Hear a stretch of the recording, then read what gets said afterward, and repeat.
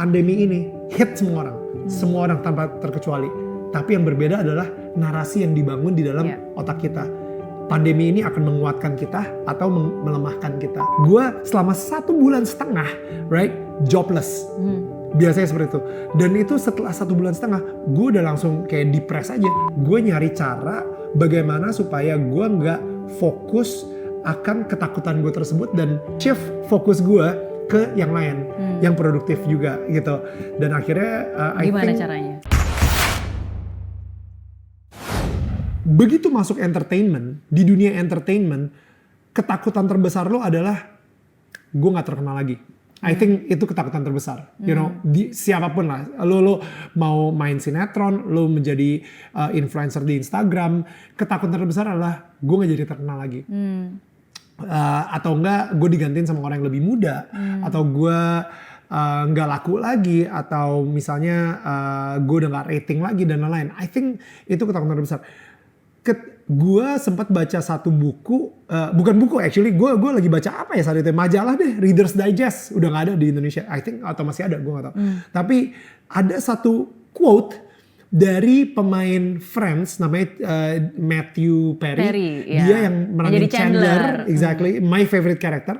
Dia bilang, kalau di Hollywood, lu seminggu aja gak ada pekerjaan, lu ngerasa lu udah gak laku lagi. Gue langsung, wow, dia aja masih ngerasain kayak gitu. Gue di MTV masa bisa ngerasain seperti itu juga, you know, like ini sama banget. Dan akhirnya gue nyari cara bagaimana supaya gue nggak fokus akan ketakutan gue tersebut dan shift fokus gue ke yang lain, yang produktif juga gitu. Dan akhirnya gimana caranya? Gue pertama gini, saat yang paling berat buat gue ketika bulan Ramadan, menurut gue. Muka kayak gini gak terlalu laku di bulan Ramadan. Gak ada acara TV yang mau meng-hire Daniel untuk ngabuburit bareng Daniel Mananta atau buka puasa bareng Daniel Mananta gitu. Jadi gak ada. Oke, jadi gue selama 1,5 bulan, right, jobless. Biasanya seperti itu. Dan itu setelah 1,5 bulan, gue udah langsung kayak depres aja. Gue udah ngerasa, aduh gue udah gak laku lagi nih, gila. Padahal ya iyalah, sekarang nih gue bisa ketawa gitu kalau misalnya gila, ya iyalah itu zaman Ramadan. Ya kan yang laku justru kayak Teuku Wisnu gitu misalnya, Arman Maulana, you know, dan itu mereka laku banget di TV, sering banget gitu. Cuman ya yang kayak gini ya yang enggak gitu, bukan karena bukan marketnya juga, which is harusnya ya oke lah, gue sendiri juga kalau misalnya sebagai produser gue gak akan milih gue gitu untuk di bulan Ramadan.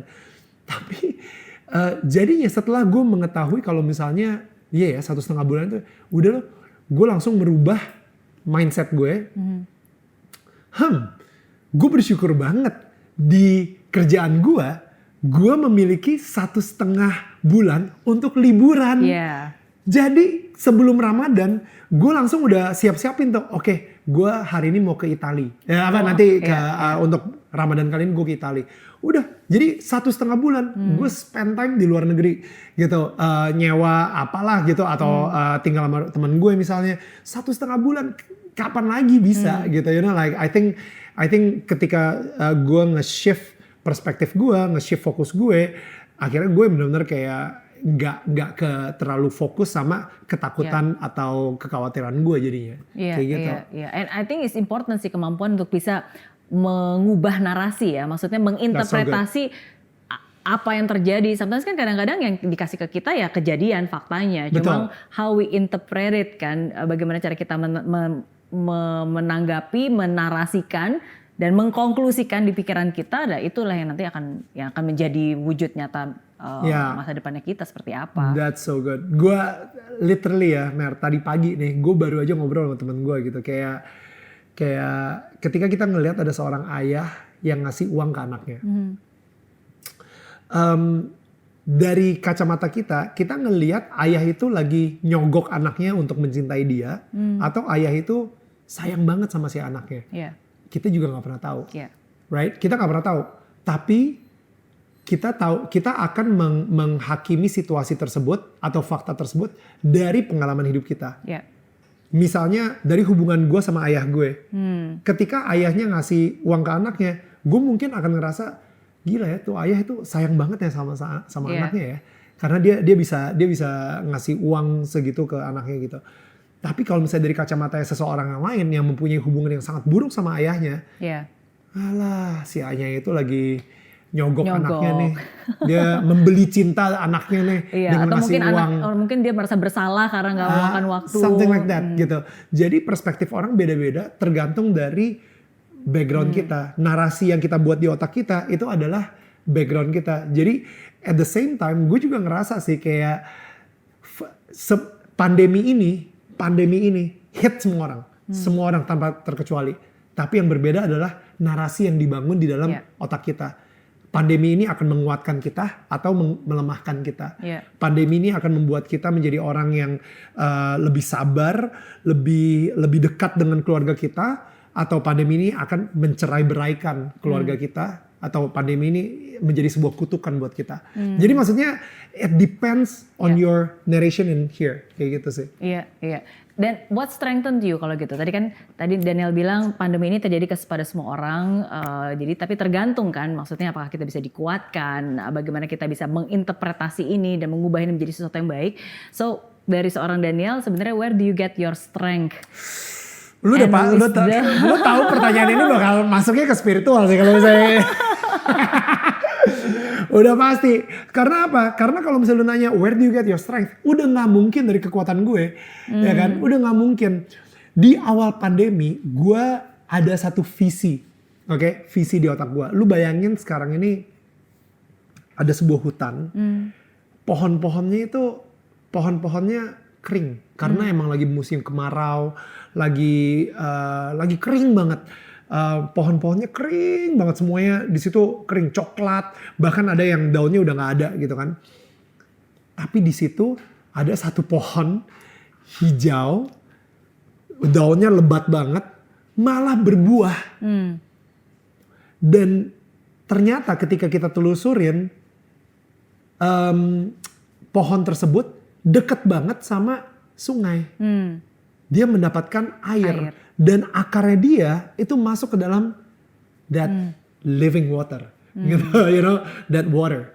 Jadi kenapa pohon ini bisa berbuah? Bukan karena pohonnya ini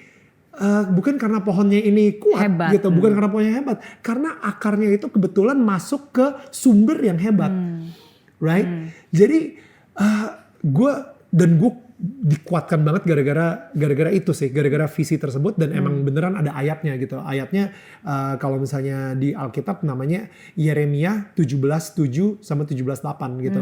Kenapa gue inget banget? Karena ya kayak 17 Agustus gitu, 17:8. Yeremia 17:8. But itu wow, kayak orang-orang pada bakal bingung gitu. Kok lu bisa ya? Lu bukan cuman lebat aja daunnya, tapi lu bisa berbuah juga, menghasilkan buah. Kok lu bisa ya? Dan lebih gilanya lagi, buah-buahnya itu menjadi makanan buat pohon-pohon di sekelilingnya mereka. Di sekelilingnya pohon tersebut gitu. Sehingga pohon-pohon lain yang kering juga ngerasa sehat juga karena si pohon tersebut. Gitu.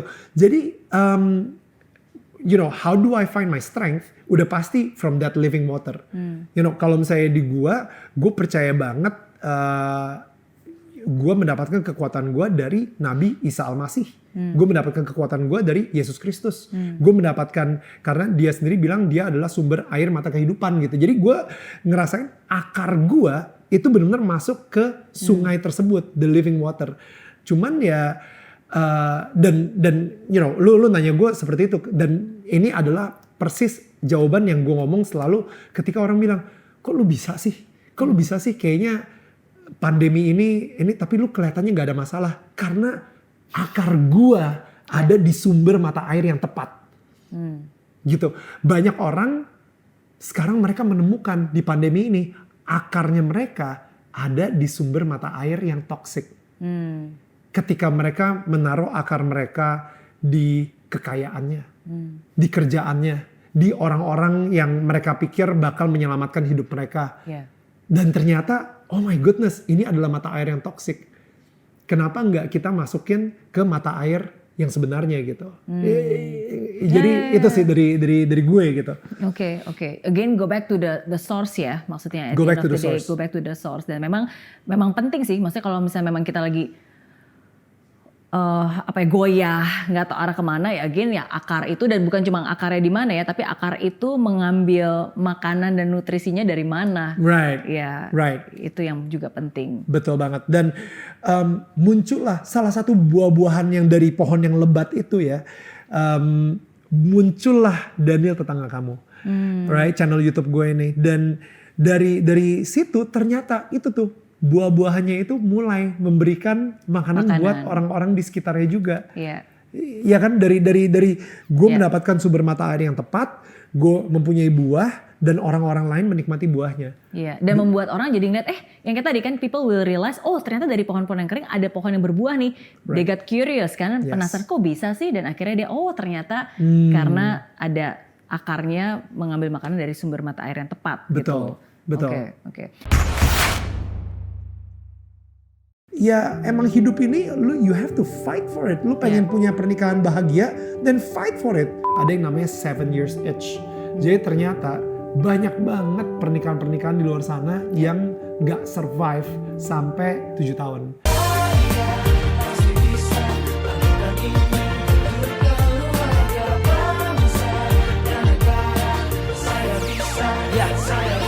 Laksana bumi tanpa hujan, hidup tanpa tujuan, kering dan mati tanpa hijaunya tumbuhan.